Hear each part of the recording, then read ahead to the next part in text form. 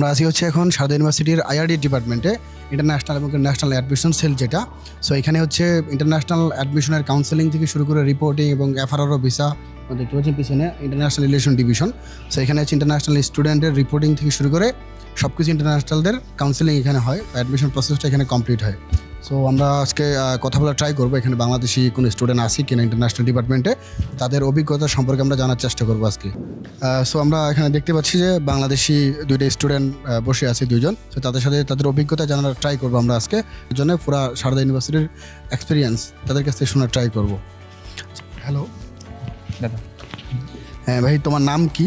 আমার নাম রূপন রায়, আমি বাংলাদেশ কোথা থেকে আসছো? রংপুর থেকে। আচ্ছা, এখানে সারদা ইউনিভার্সিটি সম্পর্কে তোমার অভিজ্ঞতা কি? অ্যাডমিশন হয়েছে, এরপরে তোমার এক্সপিরিয়েন্স কি? এখানকার এনভায়রনমেন্ট, ল্যাব ফ্যাসিলিটিস, ফ্যাকাল্টি কেমন লাগতেছে তোমাকে? সব কিছু মিলে ওভারঅল। তো এবার এইচএসসি 25 ব্যাচের, এখানে আমি নভেম্বরে ভর্তি হয়েছিলাম BTech CSC specialisation AI and ML. তো সারদা মোটামুটি অনেক ভালো, ইন্টারন্যাশনাল স্টুডেন্টের জন্য বেস্ট।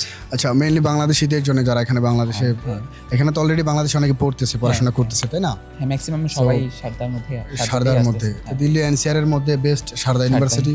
তাদের ইন্টারন্যাশনাল ডিপার্টমেন্ট অনেক ডেভেলপ বা আছে, ইন্টারন্যাশনালদের ফ্যাসিলিটিস অনেক বেশি দেয়, নট অনলি বাংলাদেশি, ম্যাক্সিমাম সব ইন্টারন্যাশনালদের জন্য। সো অ্যাপ্রক্স এখানে বাংলাদেশি কেমন স্টুডেন্ট আসে প্রতি ইয়ারে? মোটামুটি অনেকেই আসে, আমার হিসাবটা জানা নেই। আচ্ছা, আমার মনে হয় যে ম্যাক্সিমাম স্টুডেন্টরাই দিল্লির। আচ্ছা, সব থেকে বেশি স্টুডেন্ট বাংলাদেশি দিল্লিতে আসে। আচ্ছা, যারা এখন নতুন অ্যাডমিশন হইতে চায় বা হচ্ছে যারা আসতে চাচ্ছে, সো তাদের জন্য তোমার মেসেজ কি থাকবে? তারা কি আসতে পারে এখানে? হ্যাঁ, নিঃসন্দেহে আসতে পারে, কারণ আমার যা মনে হচ্ছে তাদের এখানকার পরিবেশ, এখানকার ফ্যাকাল্টি অনেক হেল্পফুল। এখানে এফআরও থেকে শুরু করে সব কিছু, ক্লাসের ফ্যাকাল্টি সব কিছুই ভালো, অনেক ভালো। তাহলে তো বাংলাদেশি স্টুডেন্টদের জন্য সারদা ইউনিভার্সিটি তোমার হিসেবে বা বাংলাদেশি যারা এখানে পড়াশোনা করছে তাদের হিসেবে বেস্ট।